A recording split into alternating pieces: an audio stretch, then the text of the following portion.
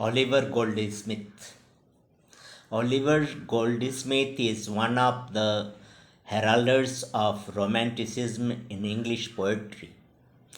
Though his poetical production is not large, it is notable that his poetry is small in bulk but varied in nature. His first poem, The Traveller, deals with his wanderings through Europe. His another poem is The Deserted Village. It abounds in charming pictures of village life and in plenty melancholy personal reflections. Besides these two poems, Goldsmith had to his credit a number of short and long poems of rare beauty and charm. He composed a few elegiac poems of which an elegy on the death of a mad dog, a epitaph on Dr. Parnell are worthy of notice.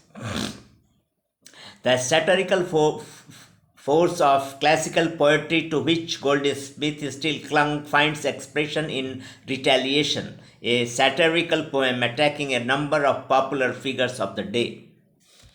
Goldsmith sought to outline the essential qualities of the sentimental comedy in course of sketching Richard Cumberland, the successful writer of sentimental comedies in his long poem Retaliation. He says that the authors of sentimental comedy were the mender of hearts and they draw men as they ought to be, not as they are, in the said poem. Goldsmith stood midway between these two schools. He had his one foot in the school of Pope and another in that of William Blake and William Wordsworth. The sympathy of the poet for the simple people of the deserted village connects him with Wordsworth. His treatment of nature is also romantic. Goldsmith was a dramatist of high repute. He enriched the dramatic literature of his time by his comedies of humor. He revived the comedy of manners of the Restoration age and gave a hard blow to the then sentimental comedy. His main objection to the sentimental comedy was that it was more like a tragedy than a comedy. He criticized the sentimental comedy in his essay on the theatre. The true function of a comedy, Goldsmith said, was to give a humorous exhibition of the follies and vices of men and women to rectify them by exciting laughter. Goldsmith opposed the sentimental comedy because, in place of laughter and humor, it provided tears and distressing situations. He pointed, he and painted the qualities of this comedy in his long poem, Retaliation. He said that the sentimental comedy provided moral lectures and sentimental platitudes in place of real entertainment. It awakened tears instead of laughter. Its characters were men as they ought to be, not as they are. He reacted against such comedy and rehabilitated with humor and satire in his comedies. His first comedy is The Good Natured Man, but his greatest work is She Stoops to Conquer or The Mistakes of a Night. It is not a true comedy of manners, yet it clearly owes part of its inspiration to that school of which Farquhar was one of the last true representatives. In atmosphere, it approaches more closely to Shakespeare's romantic comedy. Tony Lumpkin himself is of the keen of Falstaff. He is a fool and yet a wit. His follies make us laugh at him, but his clever tricks cause him to be the source of laughter in other men.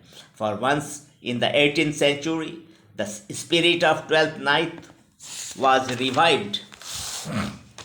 The prologue of the play gives the conception of comedy of Goldsmith. It is also a direct satire on sentimental comedy. In the play, he has ironically attacked sentimental comedy through the mouth of his characters.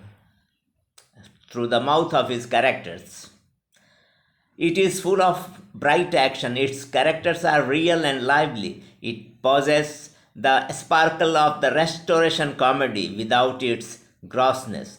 The entire play, with its fun and humor, its intrigues, and sparkling dialogues, is a direct blow on the sentimental comedy. Goldsmith tried many forms of literature, but was in prose that he excelled.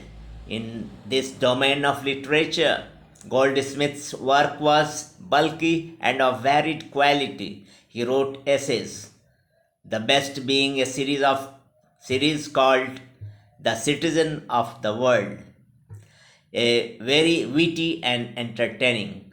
He wrote many essays on personal and impersonal objects in the manner of Joseph Addison. His essays, especially those in the Bee, are admirable. His novel, The Vicar of Wakefield, is the first rank of the 18th century novels. It is regarded a great novel in the history of English literature because it appears more to the heart than to the head. The story is padded with poems, sermons, and tales. As a novelist, Goldsmith used one element of the Arcadian romance and made of it a distinct contribution to the modern novel. What Goldsmith did for literature, whether in prose, verse, or drama, was to sweeten and purify it from violence, coarseness, and bitter wit. Okay, thank you.